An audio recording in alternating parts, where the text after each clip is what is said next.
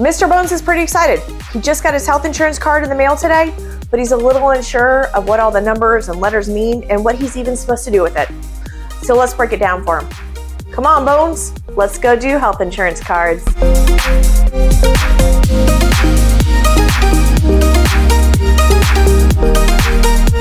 One of the first things that you want to do when you get your insurance card is take a look at it and make sure that your name is spelled correctly and that you're enrolled in the right plan. So it will tell you on your card if it's an HMO, a PPO, a POS. The next thing that you want to do is take a picture of your card. Don't forget to take a picture though at the back of the card. In case you lose your card, you can have this in a safe space on your phone. But the back of the card also gives you some really important phone numbers that you're going to need. One of the next things that you want to do is create an online profile. And if your insurance company has one, download their app. This way you can download a copy of a digital insurance card and you can have really important information about your insurance plan right at your fingertips. Let's take a look at a really important number on your insurance card. And this is going to be your member ID, but it's sometimes called your subscriber ID. This number is usually right below your name. This is what providers will use to see what coverage you have, what copays you need to pay. If you have Medicaid, you're going to see two numbers. One is a subscriber ID and a Medicaid number. Your subscriber ID is essentially your member ID. The next thing that you'll notice on your card is some of you will have a PCP already written in there. And this is a primary care provider. If you are in a plan that requires you to have a PCP, such as an HMO, that name is going to be written on your insurance card. Some of you are probably looking at your card and you're like, I have no idea who this person is. It's not who I picked out, and that's okay. If you did not pick out a PCP when you enrolled in your insurance plan, they went ahead and they designated one for you. No worries, you can always change the PCP on your insurance card. You just need to call the number on the back of your insurance card and let the company know. Some of you may have dependents on your insurance plan and they may or may not be listed on your card. Insurance companies will often give your dependents the same member ID as you, but they will stick an identifier on the end of it. For example, if it's 3, 4, 5, 6, 7, 8, 9, they may stick a 01, 02, 03 on the end of that number to identify out that dependent. If you have your insurance plan through your employer, you're going to notice a couple of things on your insurance card.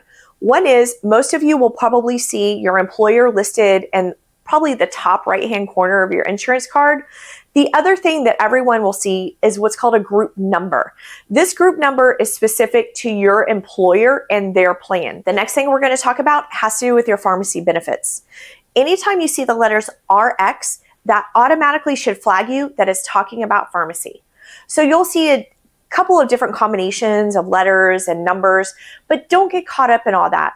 Those letters and numbers are specific for pharmacists to be able to pinpoint exactly where in the insurance company that they need to send the claim. The next thing we're going to do is we're going to talk about the dollars on your insurance card. Some of you will see percentages and dollar signs. This lets you know what you're responsible for out of pocket when you go see a provider. What the insurance company has done is they've taken some of those provider visits that people go to the most, which is the ER, the PCP, the specialist, and they put that dollar amount right there on the front of your card. Now, if you are enlisted in an HMO, you are only going to see in-network coverage on your insurance card. If you have a PPO, you will see in-network and out-of-network columns that will let you know what the cost is for you to go outside network to get care. A couple of letters that some of you may see on your insurance cards are TDI and DOI.